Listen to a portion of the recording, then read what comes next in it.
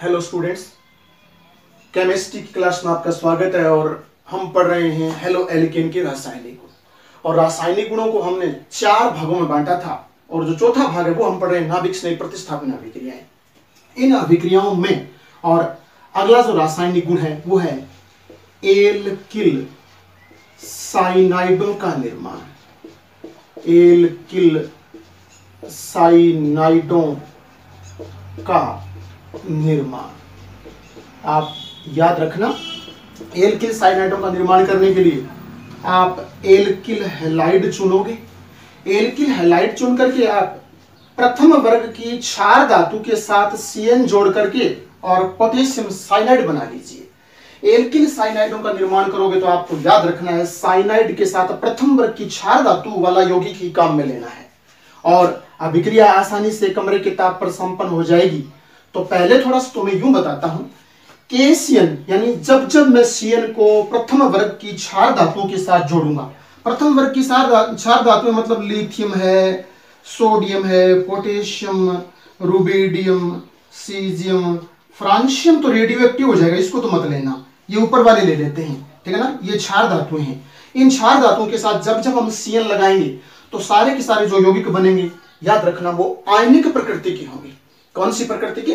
आयनिक प्रकृति की। और आप जानते हो आयनिक यौगिक क्या होता है, या आप आयनिक यौगिक आपको दे दिया जाए तो आप कैसे पहचान करोगे? आप उसको किसी विलायक में डालिए और प्रकृति में सबसे अच्छा विलायक तो जल ही है। आप जल में डालिए, जल में डालने पर अगर वो यौगिक जो आपने जल में डाला है धनावेश और ऋणावेश 2 भागों में विभाजित हो जाए तो मान के चलिए वो आयनिक यौगिक है। तो ये KCN या इस वर्ग प्रथम वर्ग की क्षार धातुओं के साथ जो बने होते हैं वो लगभग आयनिक ही होते हैं।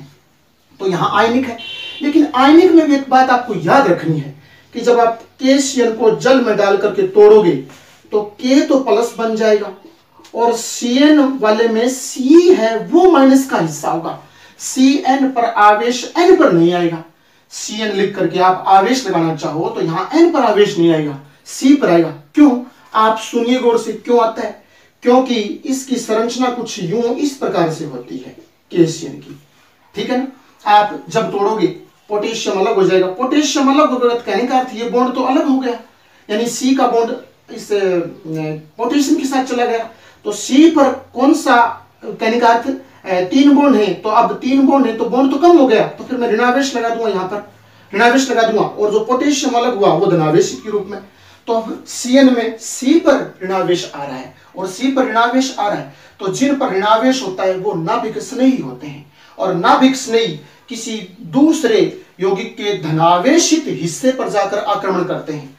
तो ये इस पर ऋणावेश है तो ये नाभिक से स्नेह करेगा, नाभिक से स्नेह करने का अर्थ धनावेश से स्नेह करेगा, तो ये खुद ऋणावेशित है तो ये हो जाएगा नाभिक स्नेह। तो अब ये CN इस हिस्से पर आक्रमण करेगा और इसके साथ ऐड हो जाएगा तो RCN बन जाएगा और प्लस में K और X यानी धातु और हैलोजन बाहर निकल जाएगा। इस प्रकार से आप याद रखना कि KCN एक आयनिक यौगिक है या प्रथम वर्ग की क्षार धातुओं के साथ बने यौगिक आयनिक ही होते हैं। ये बात आप याद रखिए और आगे बढ़िए। और अब इसका हम पढ़ते हैं अपचयन। इसका एक एग्जांपल और ले लेता हूं आप लोगों को समझाने के लिए। ये तो प्रारूपिक अभिक्रिया है और एक कार्बन के आधार पर, जैसे मैं ये एग्जांपल ले लेता हूं कार्बन के आधार पर। अब सुनना आप सेम उसी प्रोसेस में लिख दोगे पहले तो कि CH3 और यहां आ जाएगा CN और यहां आ जाएगा KCl। इस प्रकार से आप लिख दोगे। अब इसको लिखने का तात्पर्य मेरा इस लिहाज से था कि इसका सामान्य नाम तो क्या होगा? सामान्य नाम में तो हम साइनाइड बोलेंगे पीछे, यानी एक कार्बन है तो बोलूंगा मेथिल साइनाइड, इस एक कार्बन को बोलूंगा मेथिल और इसको बोलूंगा साइनाइड।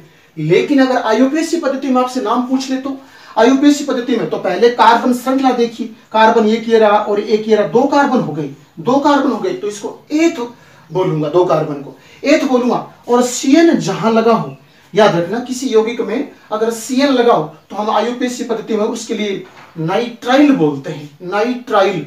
तो फिर 2 कार्बन हो गए तो 2 कार्बन को तो बोलूंगा एथ, सिंगल बॉन्ड है तो एन आ जाएगा तो एथेन और साथ में लगा दूंगा CN के लिए नाइट्राइल, तो एथेन नाइट्राइल इसका IUPAC नाम हो जाएगा।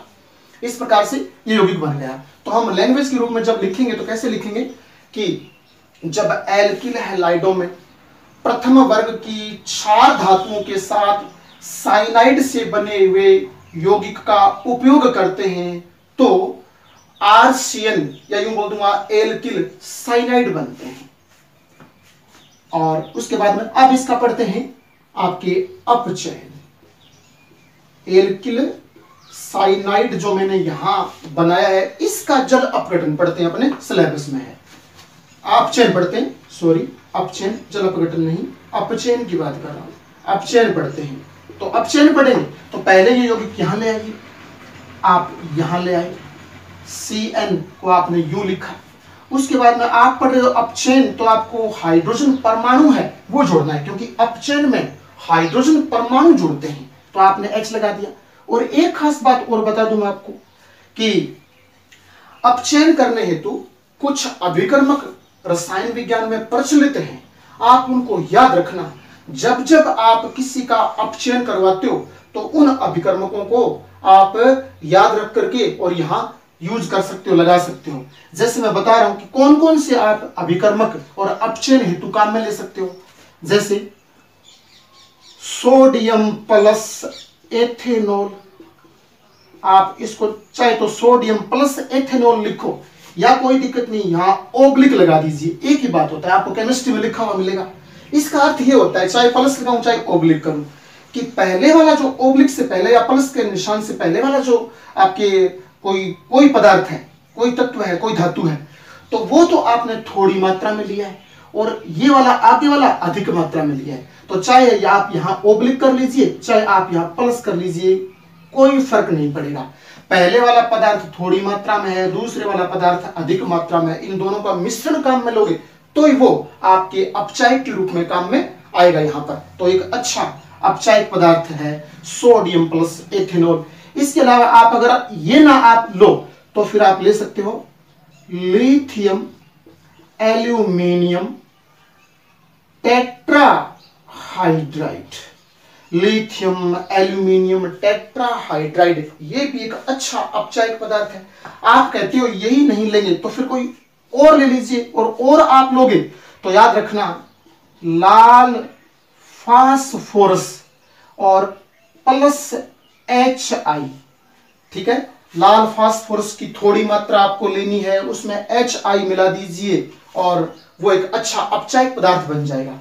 आप कहते हो कि यही हमें नहीं लेना है तो ये नहीं लेना है तो एक आप अन्य पदार्थ के रूप में याद रखना, आप यहां यूज कर सकते हो सांद्र HCl plus Zn, सांद्र HCl plus Zn। अब एक बात सुनना, आप Zn को इस साइड में लिख सकते हो और या इधर लिख सकते हो। क्यों लिखा है मैंने ऐसा? क्योंकि यहां दोनों पदार्थों की मात्रा बराबर ली जाती है। जहां दोनों पदार्थों की मात्रा बराबर ली जाती है तो आप उसको आगे पीछे प्लस में या ओब्लिक में कैसे भी लिख सकते हो।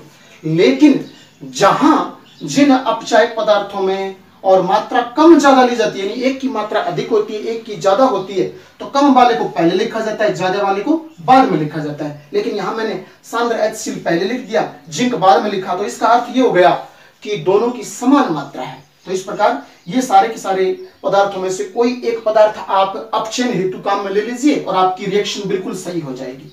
तो अपचयन में याद रखना, जब एल्किल साइनाइडों का अपचयन और इनमें से कोई बोल देना कि उपस्थिति में करवाया जाता है, यानी सोडियम प्लस एथेनॉल की उपस्थिति में या लिथियम एल्यूमिनियम टेट्राहाइड्राइड की उपस्थिति में अथवा सांद्र HCl प्लस Zn की उपस्थिति में अथवा लाल फास्फोरस प्लस HI की उपस्थिति में करवाया जाता है तो 1 डिग्री एमीन बनती है। क्या बोलोगे आप? 1 डिग्री एमीन। आप याद रखना कैसे लिखोगे, CH3 और यहां आ जाएगा CH2 और यहां आ जाएगा NH2 लगा है तो ये कन्फर्म कोई एमीन है। और बता चुका हूं कि N परमाणु के 3 बॉन्ड होते हैं, एक बॉन्ड ये बन गया और 2 H के साथ पूरे हो रहे हैं, तो कहने का अर्थ N के साथ एक ही एल्किल समूह लगाए, चाहे वो कोई सा हो, चाहे मेथिल वाला हो, एथिल वाला हो, प्रोपिल वाला हो, है तो एक ही एल्किल समूह, तो फिर ये 1 डिग्री की एमीन है, इसे बोलूंगा मैं प्राथमिक एमीन या 1 डिग्री एमीन।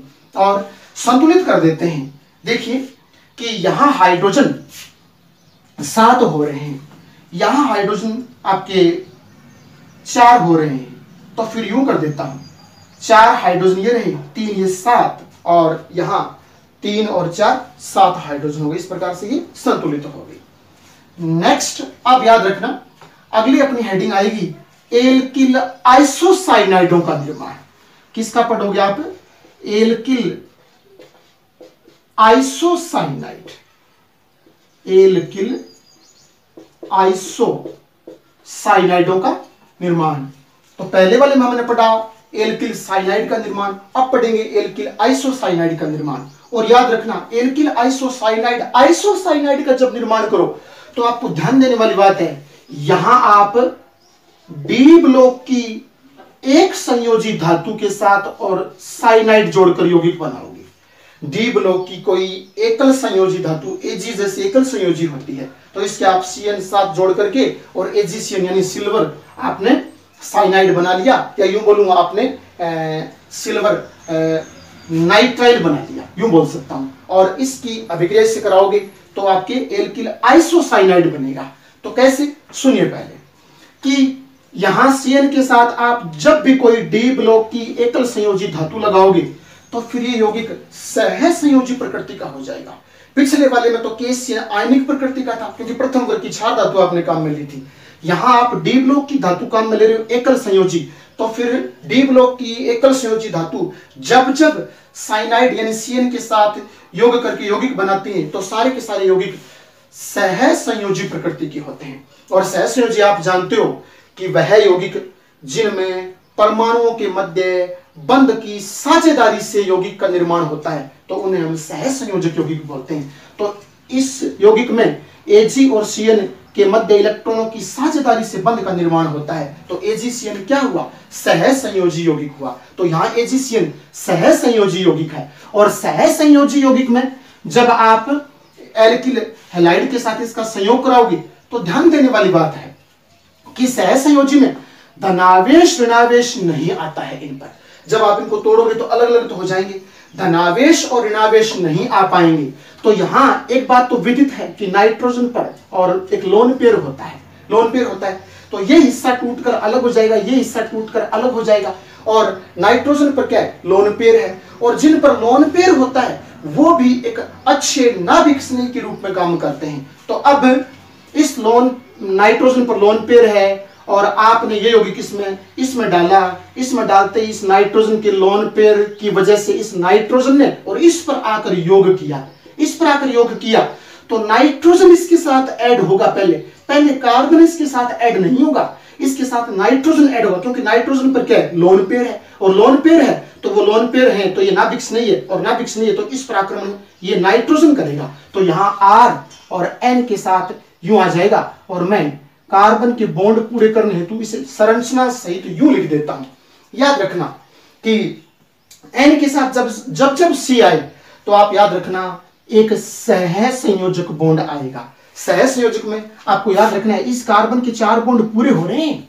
कैसे? सुनिए पहले, नाइट्रोजन के 3 बॉन्ड तो पूरे हो रहे हैं। और मैंने कहा था कि नाइट्रोजन पर लोन पेयर होता है, लेकिन जब मैंने सह संयोजक बंध का निशान लगा दिया तो फिर मैं लोन पेयर नहीं लगा सकता, क्योंकि सह संयोजक बंध का निशान लगाने का अर्थ क्या होता है? अर्थ होता है कि जहां कोई लोन पेयर हो तो वो दूसरे परमाणु को डोनेट किया जा रहा है। तो यहां लोन पेयर लगाना गलत होगा, क्योंकि मैंने सह संयोजक बंध का निशान लगा दिया, तो लोन पेयर नहीं इंडिकेट कर सकता यहां पर, क्योंकि लोन पेयर तो इसको दिए जा रहे हैं।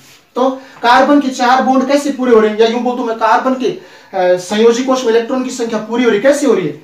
एक तो नीचे वाला जो बॉन्ड है इस पर 2 इलेक्ट्रॉन है तो वो इसके हिस्से में जा रहे हैं, फिर दूसरा बॉन्ड है उस पर भी 2 इलेक्ट्रॉन है वो इसके हिस्से में जा रहे हैं, फिर यहां ये उप सहसंयोजक बॉन्ड का निशान काम कर रहा है, इस पर भी 2 इलेक्ट्रॉन है वो इसके हिस्से में जा रहे हैं, और साथ में यहां जो लोन पेयर थे वो लोन पेयर इस तीर के निशान से पता चल रहा है कि इसके हिस्से में जा रहे हैं। तो इस प्रकार कार्बन के और संयोजी कोश में इलेक्ट्रॉन की संख्या पूरी हो गई। तो इस प्रकार से आप ध्यान रखना। और प्लस में यहां बचा हुआ क्या है अपने पास? AgX है तो वो AgX लगा देंगे। इस प्रकार से यहां आइसोसाइनाइड का निर्माण हो गया।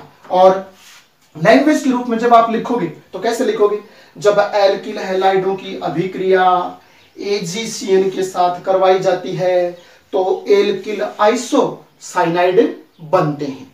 और आपको यूं भी लिखना है कि AgCN को जब एल्किल हैलाइड में मिलाते हैं तो AgCN में नाइट्रोजन परमाणु के पास लोन पेयर होने के कारण नाइट्रोजन उत्तम नाभिक स्नेही की भांति काम करता है और एल्किल ग्रुप पर आक्रमण करके और इसके साथ संयोग कर लेता है और फलस्वरूप आइसोसाइनाइडों का निर्माण करता है। यह बात आपको लिखनी है, वैसे नोट्स में लिखी हुई मिल जाएगी। उसके बाद में अब इस एल्किल आइसोसाइनाइड का मैं एक प्रारूपिक उदाहरण के बाद एक अभिक्रिया और लिख रहा हूं, वो आप देखना। जैसे ये लिखता हूं CH3Cl और इसमें AgCN मिला देता हूं, आपको समझ आ गया होगा कि संयोग करेगा AgCN तो इसमें नाइट्रोजन के पास लोन पेयर है तो वो इसके साथ ऐड हो जाएगा, तो CH3 और N और यहां इस प्रकार से संरचना सहित दर्शा देता हूं, कोई दिक्कत नहीं। अगर आप CH3NC इकट्ठा लिखते हो तो वो भी सही है, कोई दिक्कत नहीं है। और इस प्रकार से अभिक्रिया पूरी हो जाएगी और नेक्स्ट आगे आ जाएगा AgCN। अब आप क्या करोगे, पहले तो इसका सामान्य नाम देखेंगे।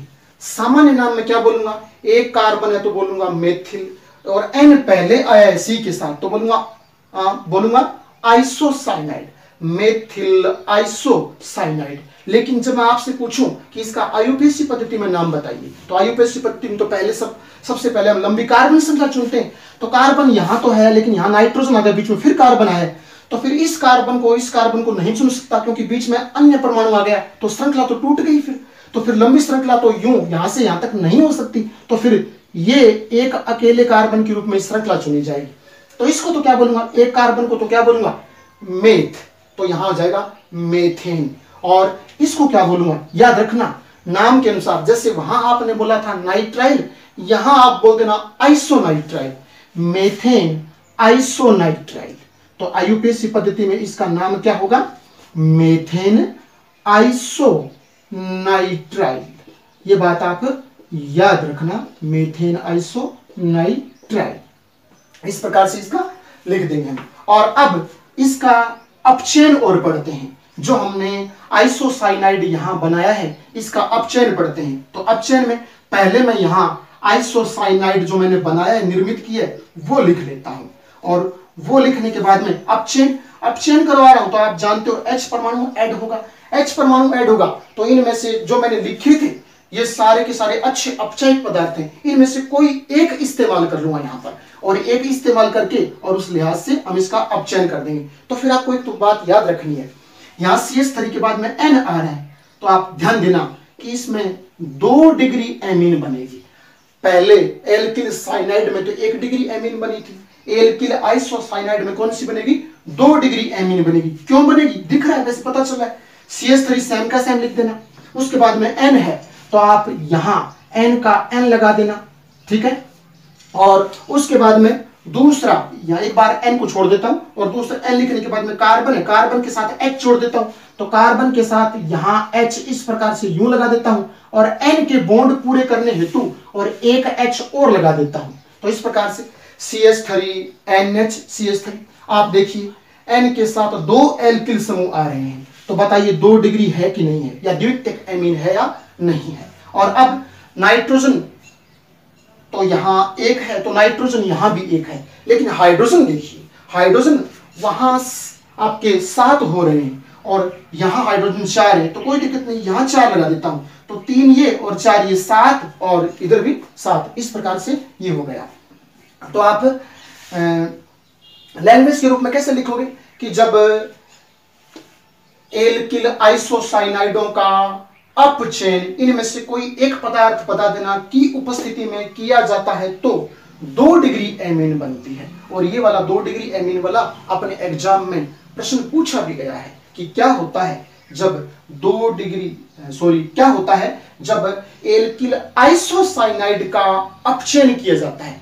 अगर साइनाइड का अपचयन करते हैं तो 1 डिग्री एमीन, लेकिन आइसोसाइनाइड का अपचयन करते हैं तो 2 डिग्री एमीन। तो ये वाला परीक्षा में पूछा गया है, थोड़ा याद रखना। आज हम यहीं तक पढ़ते हैं।